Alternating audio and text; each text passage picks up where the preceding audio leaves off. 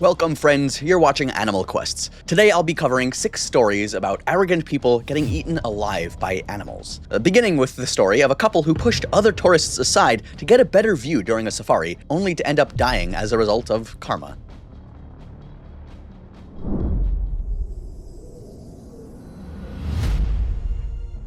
It was the 18th of September, 2019. At a small, privately operated safari concession bordering a wildlife management area in southern Zambia. The dry season had stripped the grass to pale stubble, and dust hung in the air long after any vehicle passed. The Zambezi Basin stretched to the south, its tree line marking the boundary between managed land and wilderness that recognized no such distinction. Dylan Foster, 26, and his girlfriend Alexis Kwan, 27, had built an online following staging adventure videos that made ordinary wildlife look more dangerous than it was. Neither had formal wildlife training, and both treated safety briefings as something to nod through. After going through enough of these cases, you start to notice the pattern form long before the moment everyone remembers. It's almost never a single reckless decision. It's a handful of smaller ones made one after another, each so minor on its own that nobody thinks to stop and add them up. That morning, the couple booked an open safari vehicle through a small independent tour operator. 4 other guests joined them, including a retired married couple and a young family of 3.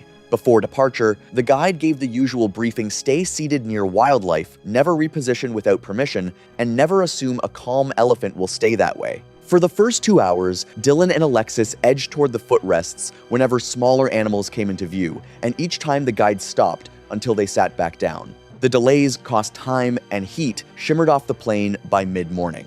Near mid-morning, the vehicle rounded a bend toward a dry riverbed where a solitary bull elephant fed among scattered trees, tearing bark from a low branch. The guide held the vehicle roughly 40 feet back, watching the animal's ears rather than its trunk. African elephant bulls commonly weigh 11 to 13,000 pounds and stand more than 10 feet at the shoulder. Periodically, they enter must, a hormonal state marked by elevated testosterone and visible discharge near the temporal glands, when tolerance for disturbance drops sharply and warning behavior, flared ears, head lifting, stiff-legged advances precedes a charge reaching nearly 25 miles per hour, with force enough to crush a vehicle's frame. The guide noticed the discharge staining the bull's temple and told everyone to stay seated. Dylan pushed toward the front for a clean shot, and when the father from the family of 3 refused to give up his spot by the rail, Dylan shoved him with both hands. The man lost his footing and went over the side, landing barely 20 feet from the bull. Alexis, filming from the step, shouted for the wife to pull the child back instead of helping him up. The bull stopped feeding.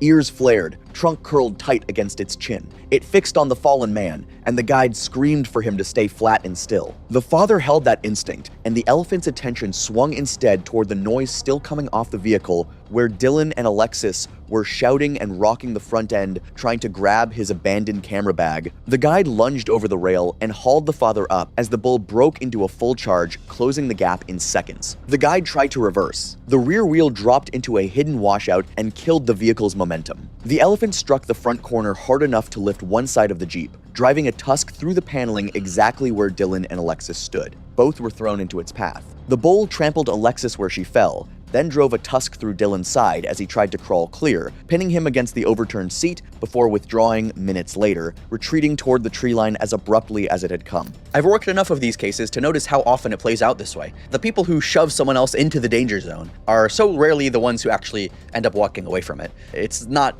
fate keeping score. It's just that the same recklessness that pushes a stranger off a Jeep is the recklessness that gets someone killed 30 seconds later. The father, shaken but unhurt beyond bruised ribs, was pulled back into the vehicle before the bull withdrew. His family and the retired couple stayed shielded beneath the rear seating throughout. Nearby guides reached the scene after radio traffic crackled across the concession. Alexis and Dylan were pronounced dead there. Every other guest survived with only minor injuries. Investigators concluded the bull reacted to the commotion after an initial threat display went unheeded. The operator suspended drives, adding reinforced restraints and giving guides authority to end any excursion once instructions were ignored. An elephant that gives every warning it has before it charges is, in its own way, an animal being reasonable. Not every predator in this list offers that courtesy. The next one waits in silence beside something it has already killed and reacts only once someone gets too close to take it back. It was the 16th of June, 2018, in the northern Pantanal wetlands of western Brazil at a small, privately run wildlife lodge offering guided boat trips and forest walks. The rainy season had left the flooded forest thick with standing water, the trails soft with mud, and the air heavy with humidity well before the sun cleared the tree line. Cicadas and distant howler monkeys filled the background noise, the kind of ambient sound that made it easy to miss smaller warning signs. Marcus Bell, 41, and his wife Emily Bell, 38, had spent nearly a month documenting increasingly dangerous wildlife encounters for their travel channel, repeatedly disregarding guide instructions whenever a better shot seemed worth the risk. Earlier stops on their trip had included edging close to caiman nests and wading into shallow water known for anacondas, incidents their guides had flagged as reckless even when nothing came of them. On their fourth morning, a local naturalist led a small group along a trail bordering a flooded forest and a shallow lagoon, water dark with tannins and dotted with half-submerged roots. The briefing was specific: stay together, remain on the path, and never approach fresh animal remains, since jaguars often abandon a kill only temporarily before returning to finish feeding. The guide added, as he did on every walk, that a fresh carcass meant the predator responsible was almost never far away. Another day, another wildlife tour where the guide keeps warning everyone to stay together, but I'm pretty sure we all know exactly what's about to happen. Roughly 2 hours in, the guide found the partially hidden remains of a recently killed capybara under thick brush, less than 30 feet off the trail. Flies had already gathered around the exposed flesh, but there was little sign of decay, and the ground nearby was churned with fresh paw prints. Drag marks through the leaf litter suggested the predator had left only a short while earlier, likely disturbed by the approaching group. The guide began moving the group away immediately, keeping his voice low and his movements unhurried, aware that sudden motion near a kill site can provoke a defensive response. Emily and Marcus instead stepped off the trail toward the carcass, hoping to photograph the cat's return, and pushed deeper into the forest until dense vegetation cut off the guide's view of them entirely. He called out for them to come back twice. Neither answered, and the sound of their footsteps faded into the undergrowth. When there are clear signs that a dangerous predator is nearby, why push your luck just for a photo? It might get praised for a week, but after that, no one will even remember it. Even the guide was warning them. Mature male jaguars in the Pantanal commonly weigh between 200 and 300 pounds and can measure up to 6 feet from nose to tail. They are ambush hunters, relying on cover rather than pursuit, built for short, explosive bursts rather than sustained chases, and they kill with a single crushing bite to the skull or neck, a technique unique among big cats, evolved to punch through the armored shells of turtles and caimans. Wildlife specialists treat a fresh kill as a high-risk zone precisely because the animal is usually still nearby, watching from concealment, waiting for the intrusion to pass before returning to feed. As Emily moved within a few feet of the carcass to frame her shot, crouching low for the angle, a mature male jaguar came out from behind a fallen tree and drove her to the ground with a single strike to the back of the skull, the bite ending any chance to fight back before Marcus had even registered movement. The animal began dragging her toward the brush line where it had left its first kill, treating her exactly as it would any other prey animal. Marcus grabbed a fallen branch and struck at the jaguar until it released her, raking his forearm and shoulder as it turned on him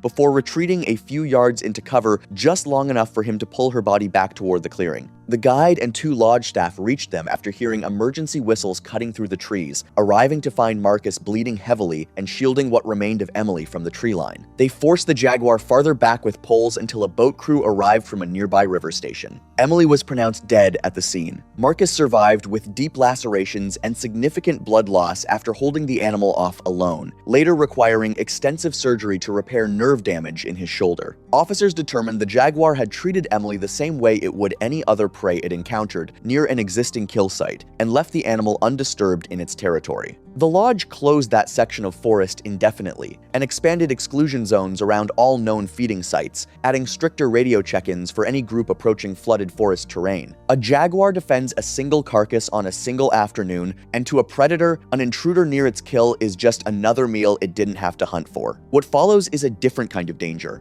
entirely an entire hillside, where the ground itself hides more than one animal waiting for the same mistake. It was the 22nd of July, 2018, on a small licensed unlicensed visitor route along the edge of a protected savanna reserve in southern Africa, where local guides led hikes through grasslands inhabited by wild lions. The dry season had thinned the grass to knee height in most places, though pockets near the creek bed stayed tall and green, where underground moisture lingered, offering cover that made the terrain deceptively easy to underestimate. Logan Pierce, 26, Austin Reed, 28, Tyler Grant, 25, Jason Hart, 27, and Tyler's younger sister, Mia Sanders, 24, had spent nearly 3 months backpacking through Africa, building an online following around reaching restricted places other travelers avoided. Their videos from earlier stops showed a pattern of drifting past barriers and ignoring posted distances, treated by their audience as bravado rather than risk. Before the morning hike, the guide explained that every marked trail had been routed away from known denning and hunting areas, and that lions often rested beneath shrubs or in tall grass during the hottest hours, nearly invisible until someone was already close. He repeated, as he always did, that the group needed to stay on the ridgeline and never move toward lower ground without him leading. Not again.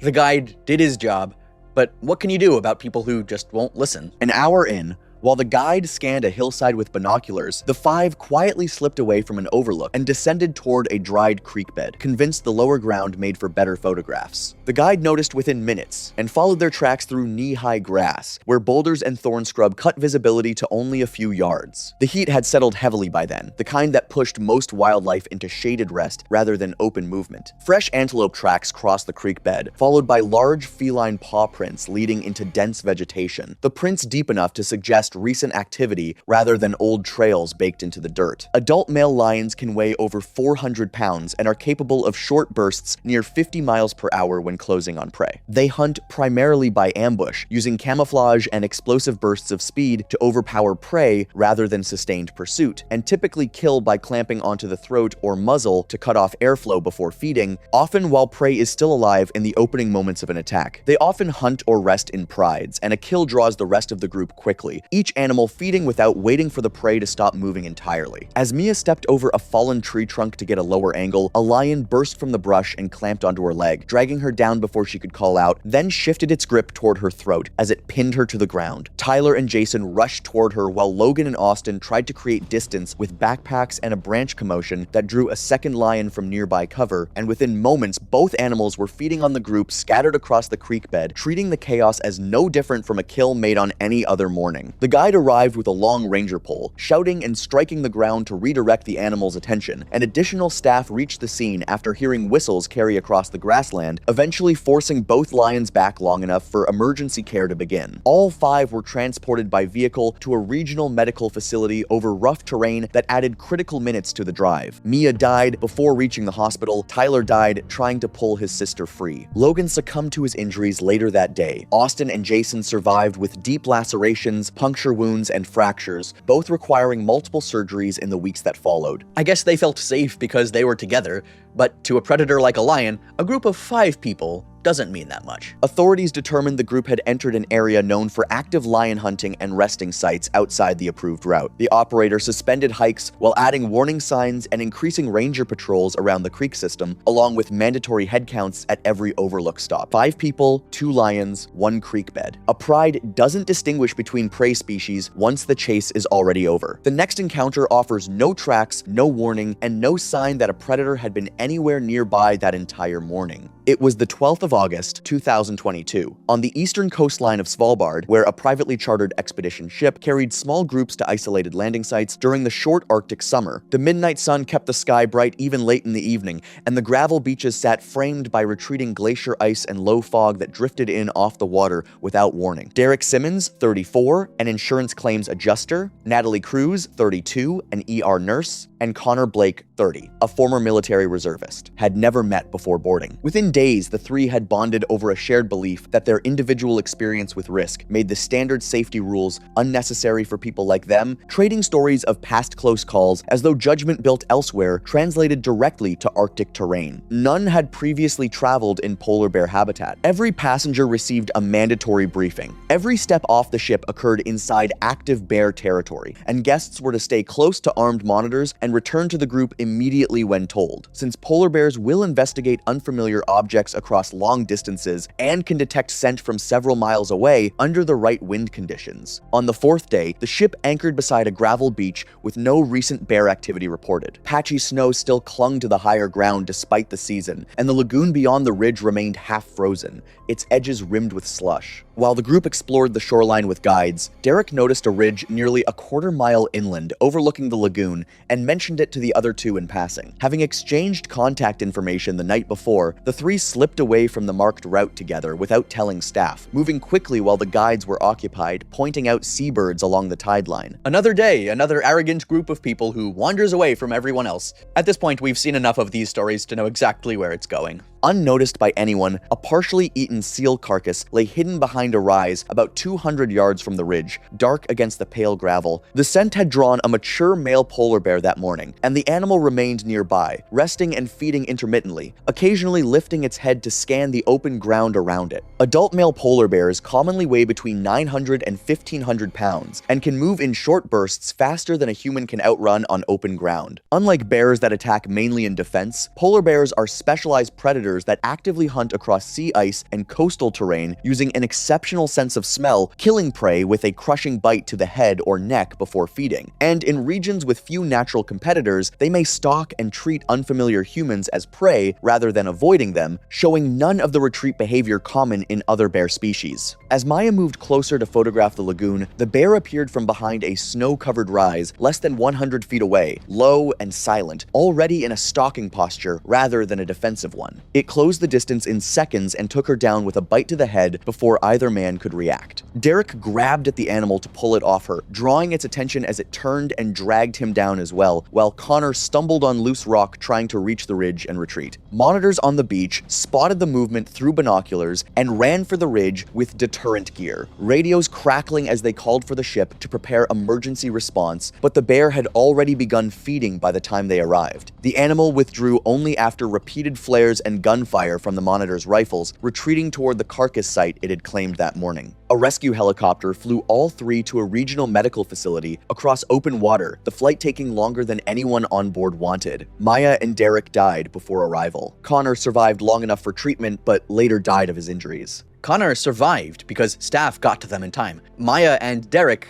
didn't get that chance. Their own arrogance made sure of that. Officers determined the bear had been actively hunting rather than simply defending the seal carcass, and because it had shown sustained predatory behavior toward humans, it was tracked down and euthanized within the day. The expedition company suspended shore landings while adding monitors to every party and mandatory GPS tracking ashore, along with stricter perimeter checks before any group left the beach. An empty beach with no reported bear activity turned out to hide a predator that had already decided what it was hunting. The next story trades ice for still water, where the surface hides something even harder to see than snow ever could. It was the 3rd of November, 2017, along a remote tributary of the Rio Negro in Brazil's western Amazon, where a small, independently run jungle lodge organized guided canoe trips. The dry season had lowered the water level enough to expose wide, sandy banks along the channel, and the Blackwater River lived up to its name, its surface so dark and still in places that it reflected the canopy overhead like a mirror. Harold Weston, 58, had spent decades competing in wilderness survival competitions and took pride in what he called real backcountry experience, often treating local guides' cautions as advice meant for less capable visitors. He had said as much on his first day, when the guide asked everyone to keep their hands inside the canoe near overhanging branches,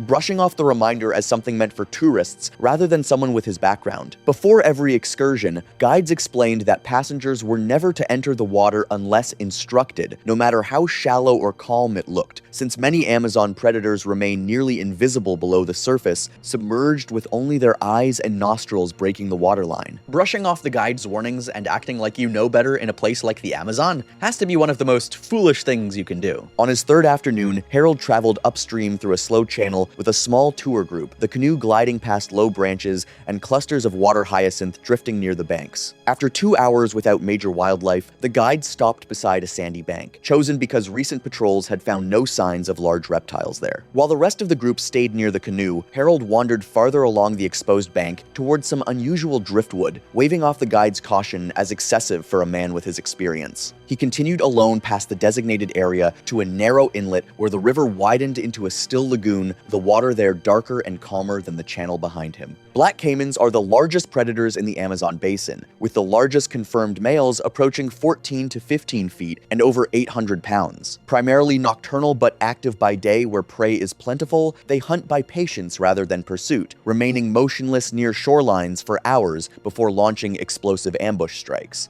Once prey is seized, a caiman's instinct is to drag it into deep water and hold it under until it stops struggling, then feed at the site of the kill rather than on the bank, a technique built for overpowering animals too large to swallow immediately. As Harold stepped onto a partly submerged log at the shoreline, testing his footing before shifting his weight forward, the water beside him erupted. What had looked like another log surged forward as a massive caiman seized his lower body and pulled him under almost instantly, already rolling to disorient him the way it would any other prey too large to subdue on the surface. With no one nearby to hear him go under, there was no struggle on the surface for anyone to notice, only a brief disturbance in the water before the lagoon went still again. This story teaches us not to be arrogant. Even if we think we know everything, we never know what might be waiting for us. Sometimes the best decision is simply to listen to people who know the area better than we do. Sadly, Harold didn't. Back at the canoe, the guide realized Harold hadn't returned and called out along the bank, then followed his tracks through the sand toward the inlet. The trail ended abruptly at the water's edge, where drag marks in the mud and a scattering of disturbed silt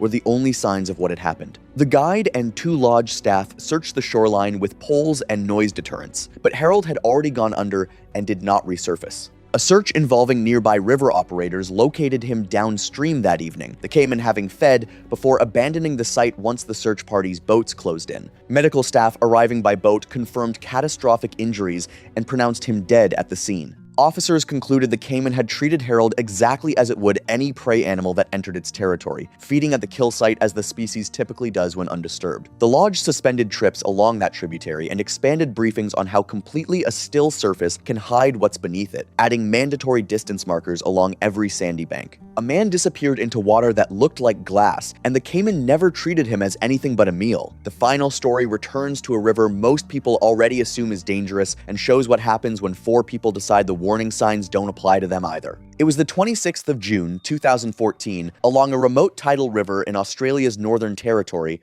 where a privately operated eco-tour company conducted small wildlife cruises through mangrove-lined waterways known for supporting one of the world's largest populations of saltwater crocodiles. The river moved slowly here, darkened by tannins leaching from the surrounding vegetation, its surface broken only by the occasional ripple of something moving just beneath it. Nathan Cole, 37, and his wife Erin Cole, 35, co-owned a recently established outdoor adventure company in the United States alongside Jordan Hayes, 34, and his wife Priya Hayes, 33. The 2 couples had traveled to Australia together to gather ideas for expanding the business. Throughout the trip, they frequently compared local safety procedures with their own, often dismissing restrictions they considered unnecessarily cautious. Although Nathan and Jordan had spent years leading hiking and rafting excursions back home, none of the 4 had previous experience operating in crocodile habitat. I think they forgot that not every place is as safe as the one they're used to. Exploring a crocodile's natural habitat is completely different, and treating it like an ordinary tourist spot is a huge mistake. The river tour departed shortly after sunrise aboard a 20-foot aluminum vessel carrying the 2 couples, 4 other passengers, and a local wildlife guide who had spent more than 15 years navigating the same estuary. Before leaving the dock, every guest received a detailed briefing. No part of the body was to extend beyond the side rails, and under no circumstances was anyone permitted to step onto exposed mudbanks. The guide explained that saltwater crocodiles rested beneath overhanging mangroves at high tide before moving into shallow channels as the water receded, and that the muddy shoreline could conceal deep pools and submerged channels until a crocodile struck. For most of the morning, the cruise followed wider sections of the river, where several crocodiles could be seen basking along distant banks, the guide keeping the boat well back so passengers could observe through binoculars rather than approaching directly. Shortly before the scheduled return, the boat entered a narrow bend, where an abandoned timber landing extended into the river beside an exposed stretch of mud revealed by the falling tide. The guide slowed to point out fresh crocodile slide marks leading from the water toward the mangroves before preparing to turn the vessel around. Nathan remarked that the abandoned landing would make a far more dramatic background for the company's marketing than anything shot from the boat and climbed over the side rail without permission. Aaron, Jordan, and Priya followed, crossing the weathered boards before stepping onto the exposed mud several yards beyond the landing. The guide ordered the remaining passengers to stay aboard while maneuvering the boat closer to retrieve the four before they moved farther from the shoreline. Saltwater crocodiles are the largest living reptiles on Earth, with mature males commonly exceeding 17 feet and 2,000 pounds. Rather than pursuing prey, they wait motionless near riverbanks and crossing points before launching explosive attacks powered by an exceptionally muscular tail. Once prey is seized, a crocodile clamps down and performs a rapid rotation known as a death roll, using the spin to disorient and drown its target before dragging the carcass into deeper water to feed, often wedging it beneath a submerged log or bank to soften before returning to it. As Aaron reached the edge of a shallow tidal pool separated from the main river by only a narrow strip of mud, the water erupted beneath her. A massive crocodile seized her leg and immediately began rolling, the motion pulling her under before she could retreat toward the landing. I already said it, assuming one place is just as safe as another can be a fatal mistake, especially when you're in a crocodile's natural habitat. Nathan and Priya rushed across the mud to pull her free, while Jordan grabbed a weathered timber post lying nearby, but the crocodile's grip and rotation made it impossible to break free of. Their movement brought all three within reach of the hidden channel, where a second crocodile surfaced from beneath the overhanging mangroves and seized Nathan by the arm as he reached for his wife, dragging him toward deeper water using the same rolling technique. The guide accelerated the boat toward the landing while deploying emergency air horns, and two crew members worked long rescue poles from the bow, but the unstable mud kept them from reaching the group safely. The attack unfolded within seconds, as both crocodiles disappeared beneath the surface with their targets already subdued, resurfacing only briefly before submerging again to complete the kill. By the time wildlife officers arrived by helicopter and patrol boat, the river had gone almost completely still. Aaron and Nathan were pronounced dead after recovery teams located them downstream later that afternoon, both bodies showing signs consistent with the animals having fed before abandoning the site as search boats closed in. Jordan was airlifted to a regional trauma center in critical condition and survived following emergency surgery, though he did not regain full use of one arm. Priya survived with lacerations and a fractured wrist sustained while trying to pull Aaron from the water. Wildlife officers concluded the crocodiles had occupied a natural ambush site beside the tidal landing and responded exactly as expected when multiple people entered the water's edge, treating both Nathan and Aaron as prey rather than threats to be driven off. Both animals were later removed from the river to reduce the risk of future incidents. The Eco Tour company suspended operations for several weeks while installing new exclusion barriers, floating warning markers, and reinforced passenger controls at every landing site.